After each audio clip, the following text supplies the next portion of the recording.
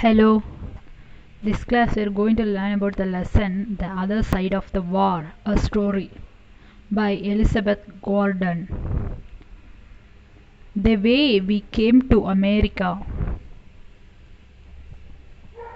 This is a brief explanation about the first paragraph. The way we came to America was this. My father, who was in the army, made an overseas calls to his mom and dad in West Virginia. Listen, he said. He have decided to adopt this poor little vintage name say baby and bring her to America. What do you think? Now both grandma and grandpa were true hillbillies in their language and habits and mental facilities, which means they were as broke, as stubborn, and as sharp as folks can be. Now that my father's story required much genius to be seen right through. A 24-year-old enlisted man wanting to save some mysterious Oriental. In fact, they had not brought him up that good.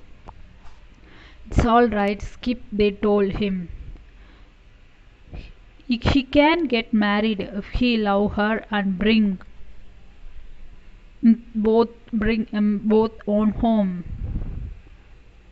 Second paragraph. No one had expected anything like that to happen, least of all the people it happened to. My father had been quite prepared to meet and marry a sweet girl with a name like Lena and Ginny Lee, a girl who hailed from one of the good neighboring towns of Bickley or Rainley. A girl with a daddy like his who liked to work on cars, who'd every once in a while hit the bruisey and start cursing about black lunk. There would be no Nyan Yogo Hungo from Zygon in his crystal ball. And my mother never dreamed she would live in an aluminium house on wheels or see saved eyes swirling down from the sky. Her kitchen window looked out onto a pasture of cows who stood utterly still with the weather piling up around their legs. It was a difficult thing for her to understand. So while my father was out climbing telephone poles for Ma Bell, my mother was in the trailer with me, crying and crying for the two cows who had not blank against the cold.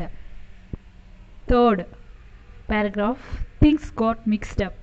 Things got mixed up sometime between them, though it was my father's unshakable belief that common sense prevailed in all circumstances. He seems to forget that common sense is commonly rendered senseless whenever it crosses a few time zones. For example, my mother would constantly confuse hamburger with pancake, presumably because both were round, flat, and fried in a pan.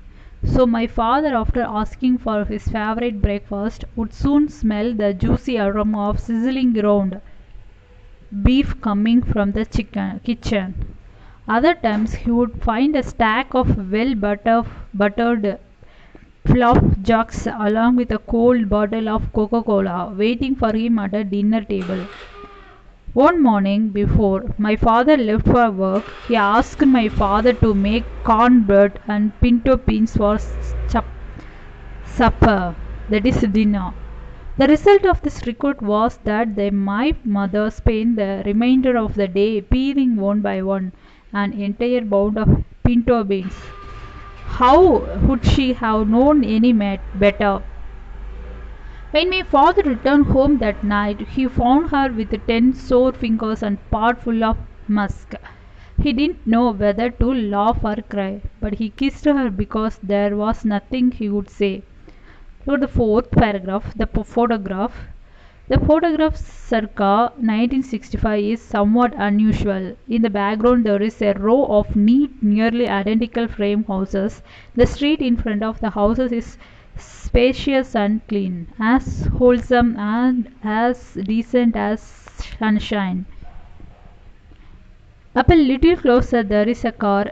It's a two-tone Chevy with curvaceous fenders, gleaming as though it has just been washed and waxed by hand. The weather looks like Sunday. In the foreground, not expectedly, is a woman with a small child. The woman is wife because she wears a gold ring. She is also mother because of the way she holds her child. The woman has a slim, dainty figure. Her smile is wild and loose as though she is close to laughter. Maybe her husband, who is taking her picture, is telling a joke or making a silly face. It seems quite natural that the photographer is the husband, who else would be. But something in the photograph seems not quite right. Strangers often tilt their heads when looking at it, as if it is uncomfortable to view straight up and down. Possibly it is the incomparable blackness of the woman's hair, or the way it seemed forced into a wave it can barely hold.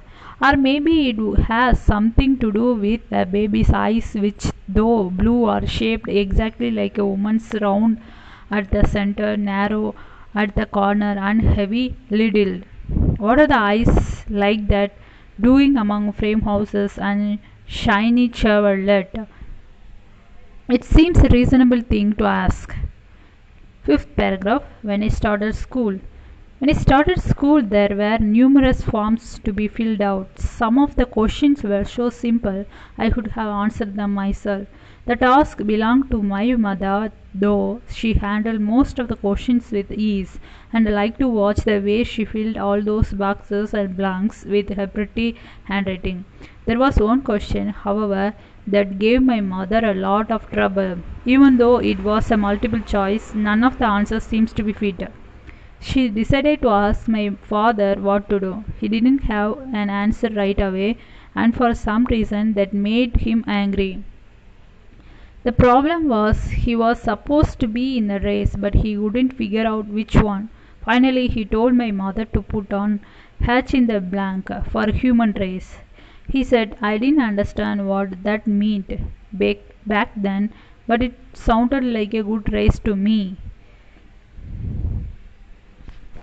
So this is a very small summary of the lesson.